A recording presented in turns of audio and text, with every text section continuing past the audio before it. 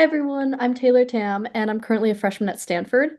I'm interested in the intersection of AI and machine learning and health, and I've been working on several projects in AI and precision medicine. I participated in AIMI's first summer research internship, and I've been fortunate to moderate several other of AIMI's NextGen Tech Talks. I'm excited for this upcoming talk, and I'll now pass it over to Praveen. Hey everyone, my name is Praveen Balasingham, and I'm currently a junior at Los Gatos High School. I'm fascinated in studying the intersection of AI towards creating targeted diagnosis for health disorders, and I was really fortunate to learn more about this area through participating in AIMI's first ever summer boot camp program. In a more focused lens, I'm working on various projects in this space to bridge the knowledge gap of interpretable AI. And today, I really look forward to hearing from Dr. Ng and Dr. Youssef, gaining insights into their background and really learning how their work shaped health AI. With that, I'll now pass the mic over to Taylor to start introducing our speakers. Yeah, our first speaker is Dr. Alaa Youssef, who I had the privilege of meeting during the first AIMI internship. Alaa co-founded AIMI's education program for high school students, and as a postdoctoral researcher at Stanford, has led high impact projects on AI safety, human-computer interaction, and algorithmic fairness in healthcare. She recently joined Basis AI as the VP of AI Solutions and Data Engineering, and has published 26 articles in high-impact journals, continuing to shape responsible AI across industries. I'm super excited to welcome Dr. Alaa and hear her insights, and I'll now pass it over to Praveen to introduce our next speaker. Thank you, Taylor. Our second speaker is Dr. Ng. Dr. Ng is a postdoctoral fellow at Stanford Center for Biomedical Informatics Research, where she explores the ethical and practical challenges in emerging health technologies. Previously, she led digital health initiatives with the Health eHeart study and developed blockchain-based health data prototypes. Her current work focuses on addressing challenges across the AI lifecycle to promote responsible and equitable AI use in patient care. So I have to kind of like say why, what actually interested me in starting the AI education and at AIMI with Johanna Kim, and that was the fact that working on health data was something like nothing else. And so I felt, why don't we actually expand this opportunity of access to data and actually let innovation come from the next generation? Because I truly believe that all of you are going to be solving the complex problems in healthcare and beyond. To give you a little context around my background and what has motivated me, I have an untraditional track to AI in medicine. I started in health care and working and studying in faculty of health on uh, population chronic disease and population health outcomes. And I was really focused on experimental research. I was really at the bench side. But I recognize that the environment has much bigger influence on the cell cycle than actually molecular factors. And I was really interested to understand how that environment is. I looked at exercise and I looked at a number of factors. And I was fascinated as I was working with large data sets through my PhD to understand actually we need to build algorithms that help us predict reliably population health outcomes. But the problem is data is really bad. And I was super impressed with kind of understanding and seeing how AIMI philosophy builds on data. I got the privilege to be working with Dr. David Larison and Kurt Langlotz, and to really understand at deeper level, what is the value for us to be doing research in that area, why we should strive to make data sharing a priority and a public good, as well as how do we address the ethical problems that could arise in data sharing. I have worked on a number of projects, and I'm really excited to talk to you about the project we did with the Gordon and Betty Moore Foundation. So if you think about it from a research perspective, most of the research is focused on single outcomes, but the Gordon and Betty Moore Foundation was really interested in how it solved ecosystem problems. And so it partnered with AIMI in 2022, hard to believe, that was 2 years ago. And the goal was we're going to be looking at the different factors and barriers that affect data. So we're going to look at data quality. We're going to look at what is if you think about it from a pipeline, what is that barrier? So I want you to imagine, for you to build a model, you need data to be flowing from the patient, and that data gets collected, it gets curated, it goes into either a hospital system infrastructure where that data gets then be used for research, or it can actually go into a developer where they are going to be using this data to build algorithms and products. And we need innovation on both sides. But what's important is It's important to understand that data is flowing, because if data is stuck at the health system level and is not going to the developer, we're not leveraging the data. We're not building models. So my research actually focused on understanding, as we have different players in the ecosystem, industry, we have academic institutions, we have health systems, we have nonprofit organizations that's part of their mission, actually, or their full mission is to advance AI for the public good. And so one of the core aspects is understanding how does your role as a sector influence your place in the ecosystem. And that's called organizational research behavior. You're trying to understand what are the factors, facilitators, or barriers that allow people to be able to willing to share data or allow people to abstain from sharing data. Let me tell you an example. Imagine I'm sitting on data of high quality for gene analysis, and I'm one of 2 or 3 institutions worldwide. I would want to be leveraging this at my institution to leverage the data. And I would also want to be sharing this for the public good. But there's a number of factors that comes to this. First of all, it's very cost expensive to put in the right security and ethical principles and guardrails to ensure that the data that's being shared is not at the risk of de-identification. As well, you want to be doing the research and publishing on it. And so there is a whole problem in the ecosystem of what is the incentive for a health system to really put that money in when it's not going to get anything. It's for an academic institution, if it's not for education or research publications, it would leverage that. So unless the institution is really grounded, such as Stanford, for example, has a mission for precision medicine and digital health, and that's part of what its core philosophy is, or if it's interested in global health, there's little incentive for me. If you go into an industry site, I'm not interested in data sharing. I'm actually interested in getting data to build models. And I'm interested in having data that players don't have, so that my product is actually much better than others. And the goal for us in this research was, how can we build bridge and communications between the different sectors and allow for collaborations and better incentives that allow us all to work as a one team? So I'm going to stop here. But there's a lot more to talk about after my conversation with Dr. Ng introduces her part of the research. Hi, thank you so much, Alaa, and also congratulations on your new role.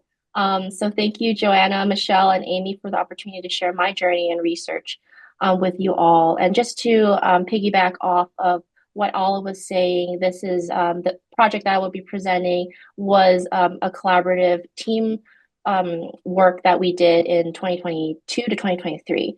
So with that, I have a background in public health and epidemiology, and after my doctoral studies at UC Berkeley, where I focused on the ethics and equity aspects of digital health research studies. So for example, these web or app-based studies that are focused on diabetes or Parkinson's disease, specifically looking at the state of informed consent, privacy, and participant representation in these studies, I joined Dr. Tina Hernandez-Boussard's lab to apply these learnings for the holistic and responsible evaluation of AI. And the foundation of my work is really rooted in our base framework that we developed in 2022, where we showed the creation of AI for health decisions all exists within this ecosystem. Instead of thinking of phases in silos, sequentially or separate from each other, we need to really understand that all these phases really impact each other and have ethical consequences downstream. So biases at each of these phases can really lead to these dire consequences to patient care. For example, it has led to, in Obermeyer 2019, it's found that a widely used commercial algorithm exhibited racial bias, where Black patients who were assigned the same risk score were substantially sicker than white patients. And this led to a reduction of Black patients identified for extra care. And in Boulware 2021, it was shown that there was racial bias in kidney disease risk score models as well. And this EGFR equation had a separate threshold for Black patients. And this ultimately impacted who would get a kidney transplant. And then there is, in STRAW 2022, it was found that there was also gender biases in AI models. So for example, a liver cirrhosis prediction algorithm had higher false negative rates for women because there was a lack of biomarker data from women. So that this led to poor performance of identifying liver disease in women. And then biases were also shown to exist at this intersection of race and gender. For example, when a VBAC algorithm was used, Black or Hispanic women were shown to be offered that option much less than other groups. And this has a larger implication on maternal and child health outcomes among women of color in the US. And often these models reflect the biases that are already exist in our society. So that's why it's really so important to surface these biases and understand why they exist and how they impact patient care and outcomes so that they don't get reinforced by the model into society. So we're all involved and impacted by how things are really being done with AI throughout this AI life cycle. But there are really opportunities at each of these phases to intervene and really yield AI models downstream that are more ethical and equitable across populations. And I think in our work with the Gordon Betty Moore Foundation, we are really starting to unpack what is really happening at this data creation and this data acquisition phase for AI and machine learning and biomedical research. So this is the project that really expands on our two phases by determining what really constitutes AI-ready data sets. And this project was really in collaboration with the AIMI Center with Dr. Kurt Langlotz and Gordon Betty Moore Foundation and published in JAMA Network Open. So you probably already know this, the path to transformative AI in healthcare really requires high quality or AI-ready data sets. And we know that the models learned from available healthcare data still are not useful, reliable, or fair. So to unpack that, the project, we have 3 research questions. What are the optimal characteristics of data sets that are AI ready or high quality and useful for health and biomedical machine learning research purposes? And then to answer this question, we had to really get to the source. We had to talk to these data set experts and really include, which included those who created data sets or those who really use them for machine learning research. And what are those relevant factors that drive the creation of these AI-ready data sets? What best practices and recommendations really guide the development of AI-ready data sets? And to answer these questions, we use qualitative research. We identified dataset experts, those who are dataset creators or machine learning researchers, ideally both, and we interviewed them and we generated relevant themes from these interviews. So qualitative research just is very rich in data. So we were able to really understand how these two phases, what was happening in these two phases by going to the source of the information. And here's just a snapshot of some of those participant demographics. So out of the 93 people we reached out to, we interviewed about 20 people. And this has some aggregate information about their demographics, just details about the data set creators and what was involved and how they were involved in all of these different steps along the data preparation pipeline. And then these were some of the data sets that they were a part of creating or worked with. And after identifying all these relevant themes from the data, we worked together as a team to create a framework. So the first component was to really define an AI-ready data set. So it's important to note that this AI-ready data set really lives within this health data ecosystem as well. And in determining what is an AI-ready data set, we found that data experts really considered data sets are high quality regardless of the machine learning use case when they are reliable. And reliability means that the user ultimately trusts the data. And these data set experts really judge the reliability of the data set based on 4 components. So that is just inherently whether it's accurate, complete, gathered with consistent methods.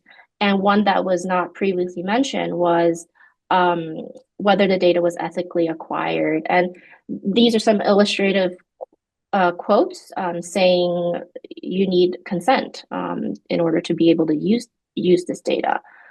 And the next defining thing in a AI ready data set is that they also consider it to be high quality depending on what the machine learning use case is. So two themes emerged from that's worth highlighting is the contextual element. So it depends on the machine learning use case, whether or not it's relevant, how fit the data set is to the machine learning use case. So whether it's for predicting Alzheimer's, et cetera, and the ethical implications being that what is the societal impact of the data set if it were used for specific research.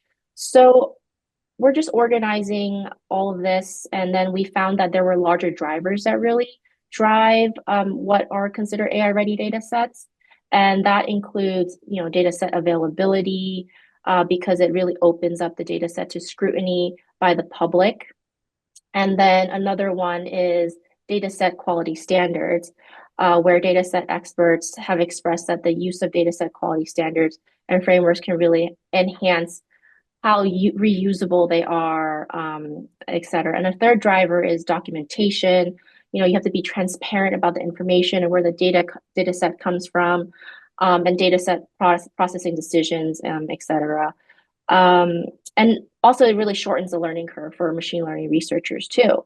A fourth driver is is team science. So where data set experts really mention that the people involved in data set creation is really important for its subsequent data quality. So good teams really make decisions that really enhance these intrinsic and contextual elements of data set readiness and the trustworthiness of data sets produced. And then a final driver is, as Alaa mentioned, incentivization. There needs to be this increased incentives for data set quality work. And there were data set experts who really expressed that they were limited by funding and resources to really carry out what was necessary. Plus, professionally, some didn't really feel value for the work that they did. So this is like a very a salient quote, I think. And yeah, finally, incentivization. And that's the completion of our AI readiness dataset framework. So really enhance these professional organization incentives surrounding dataset quality work. I feel like in many ways, I've kind of destroyed my career by spending too much time on cleaning data and sharing data. Genuinely, I think career-wise, it's not a good thing to do. People don't see data sets as research. So there's a question of, are you actually doing research? There's a lot of work involved in supporting data sets, and academia doesn't really reward data sharing.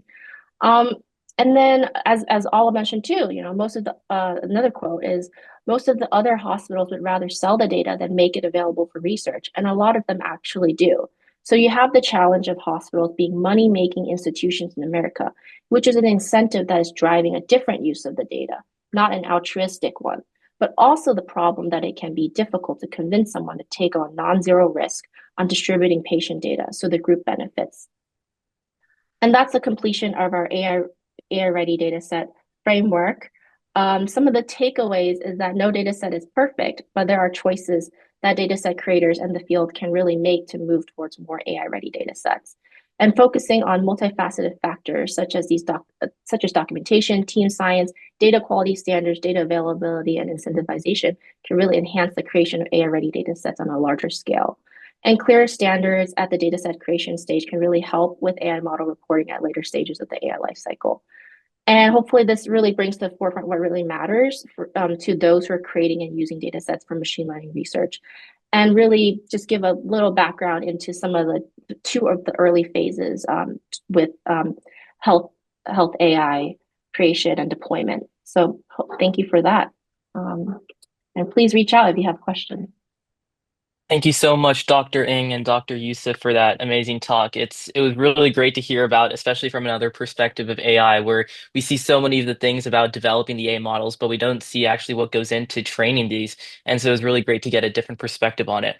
One question I did have, and it could be for the both of you, is what's been the most surprising or unexpected insight you've gained from working on your research, and how has it really shaped your perspective on the future of AI in healthcare?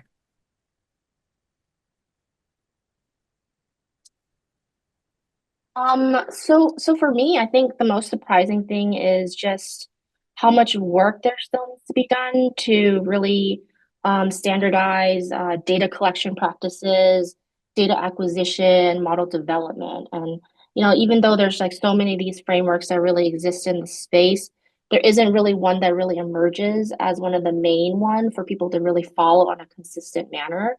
So I think there's just a lot of opportunity for people to get into this space and find ways to make AI better, safer, and more equitable in healthcare. And then like with all the generative AI and all these like new LLMs that came out, there's also a lot of opportunity to really develop effective guardrails before it is widely used or cause unknowable harm. So I think that's why I really think regulation and governance is so important. But I think we are also seeing that which way it goes is also really highly dependent on the political atmosphere and agenda too. So that it's tough, I think. I think from my perspective, the biggest learning is everyone is motivated to do to the large extent public good. And everyone wants to do that either by creating products that improve people's life or by, sharing the data. But the problem is who pays for it? You cannot you cannot collect data that's high quality without having good infrastructure. Good infrastructure require funding. So who's going to fund this? If I'm an investor or if I'm a developer, I need to know how I'm going to get back the money I have spent on developing an AI. The other number two aspect is it is really tricky because the biggest and the main goal of healthcare is to deliver patient care and protect their safety. And there has been a number of reports and a number of attacks on how data can actually be hacked. And so the cybersecurity, the infrastructure security that goes to privacy is really something that all institutions think about deeply. And there is one thing that when it comes to privacy is what is the trade-off between me striping off identifiable information that could possess risk to patients from an ethical perspective, but at the same time, it takes the meaning from the data because a lot of it is how actually the data, given this context, result in this patient outcome. Yeah, interesting. So in terms of like kind of creating these incentives for like different organizations to be sharing data, I know Alaa, you talked about working with the Moore Foundation on kind of like looking into these incentives. But like what are some of the incentives that have been most effective, you think, in kind of encouraging organizations to invest in data sharing infrastructures? Or Dr. Ng too, whichever one of you has a good. I think I want to give a positive lens, and I also wanted to steer the conversation away from being just focused on, the theoretical aspect of what incentives really mean to the younger generation here. But I want to say that what has really worked is building collaborations and building trust. And we saw this in, during the pandemic, there has been a number of initiatives that was funded by the NIH or the National Eye Institute, where they invested a lot of money to build data consortium that brought in data from all over the nation. All of us is an excellent example of how actually there's investment to pull in data that represent every aspect around us as individuals in the United States.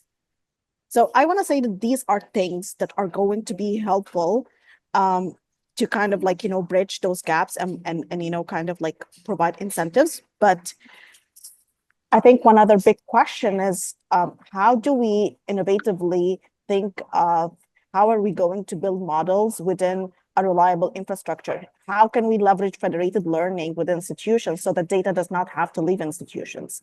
I think I encourage all of you to kind of be thinking of there's a number of problems that are in the pipeline for us to solve beside incentives, technical problems. So some of those technical problems are adversarial attacks. And there has been a number of papers, if you guys are following, that has been showing that actually, multimodal models are susceptible to adversarial attacks because you can attack, once you attack the vision encoder, you can easily attack the text encoder. So from a hospital perspective, I can have something that's powerful, but I can be also very concerned around where my data is going. Number two is how do we, have data quality that goes into those Gen AI and AI models. A big problem with models, and I believe maybe related to DeepSeek, which we don't need to get into, but is exactly the quality of the data, because sometimes we just focus on volume without understanding the diversity and breadth of the data. Dr. Ng's work highlight that.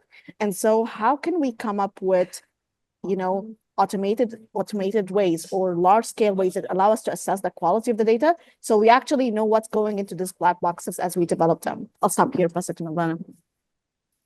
Yeah, and to go back to your question, Taylor, too, like what has really incentivized organizations? I would say if there's like a clear case of mutual benefit where you share the data and the other institution uses the data and there is some sort of mutual benefit, maybe it translates into more funding for both of your institutions.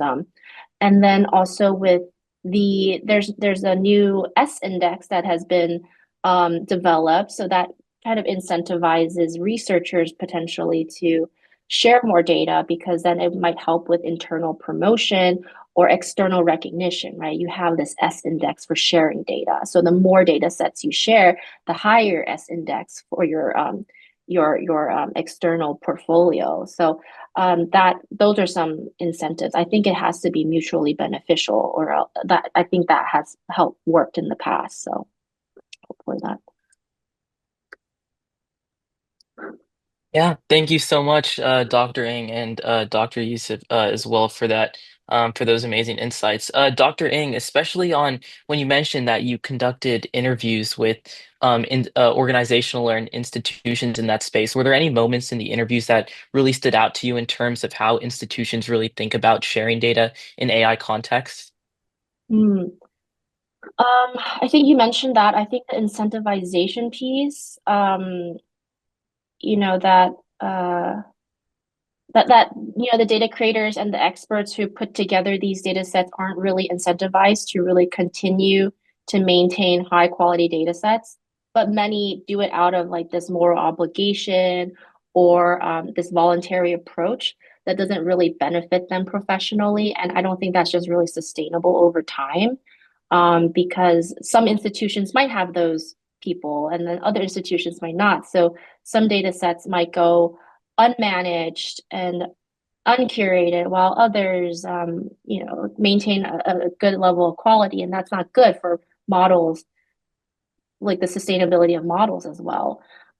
So I think it's just encouraging for the field to really try to reward people for creating and sharing data sets that are high quality, and really start recognizing the value of their contributions.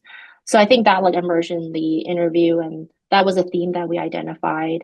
Another one was that I really enjoyed hearing dataset creators and experts really thinking about these like larger ethical and societal impact like embedded in their data sets. Like they're not just curating data, sharing data. They're really thinking about, oh, how do these like all come, like how would it actually maybe exacerbate things, or and then they would maybe do more work to de-identify or not link certain variables together, because people who might just plug it into a model it might lead to nefarious outcomes and misinterpretations, right? So I think that's really encouraging to see too. But I think that the field also really needs to think about how you can really scale this to a larger organizational level, not just individual creators thinking about it, but how can the organization really also provide an additional layer of protection.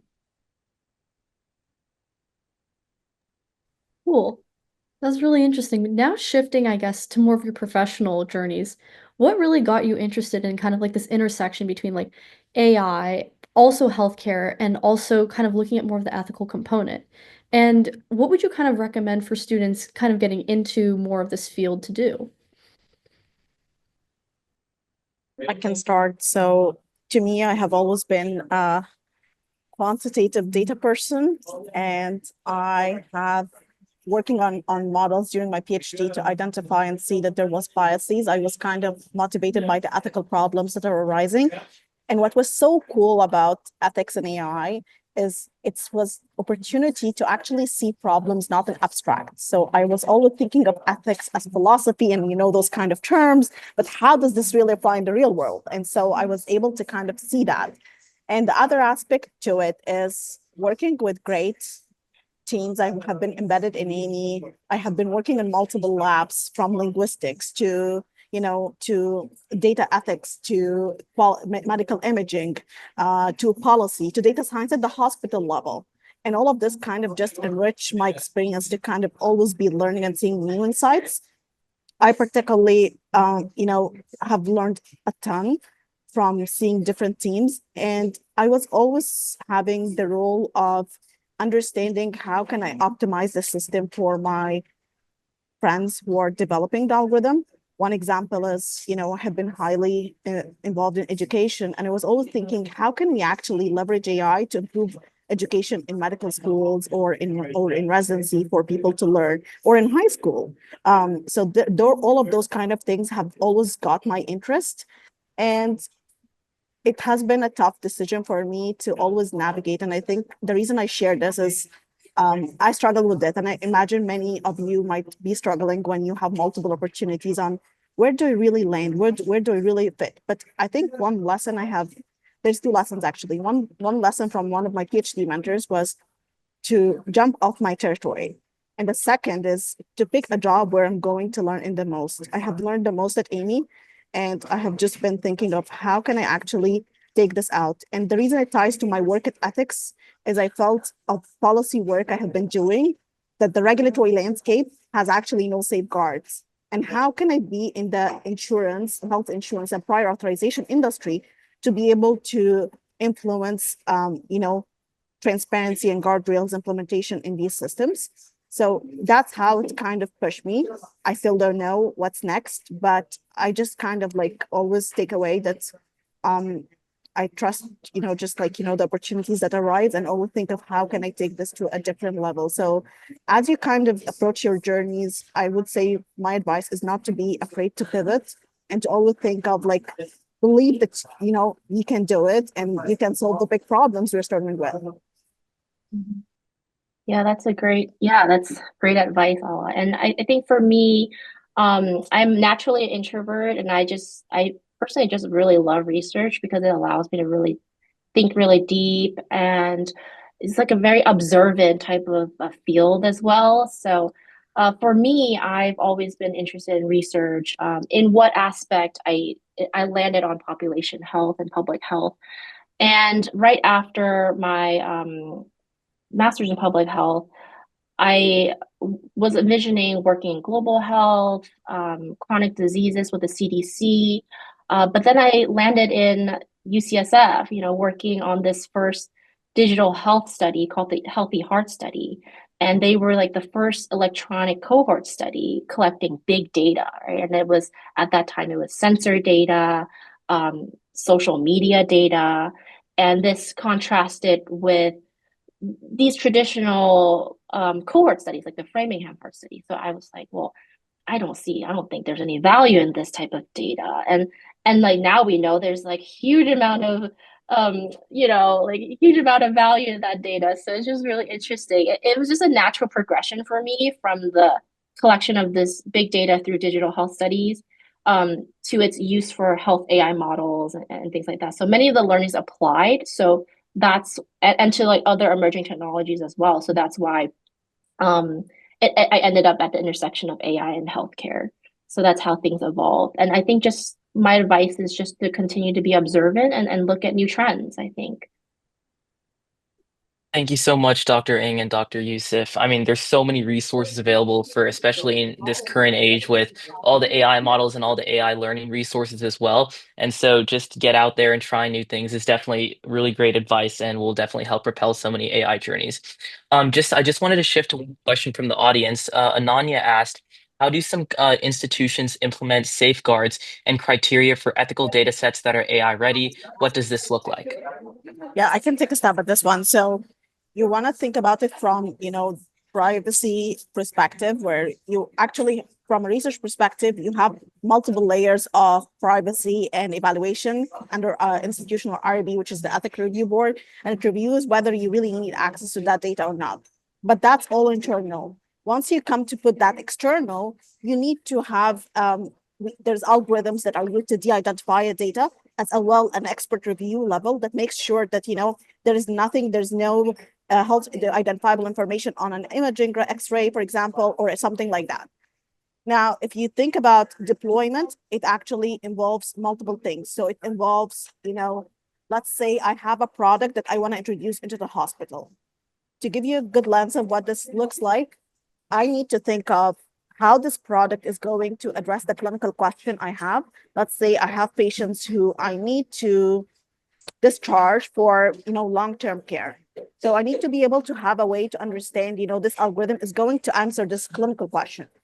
As it comes in, I shop for products, and of those products, I'm interested to look at which one is matching my architecture, data system infrastructure.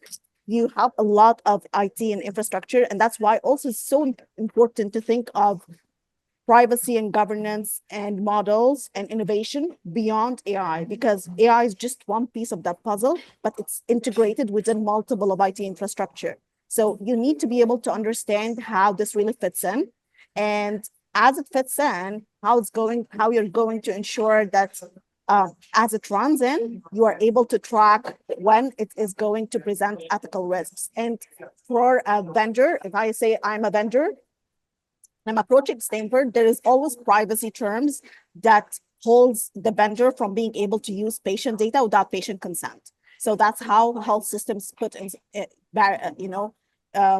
guardrails to protect patient confidentiality, but as well to ensure that they can benefit from the algorithm to improve patient care.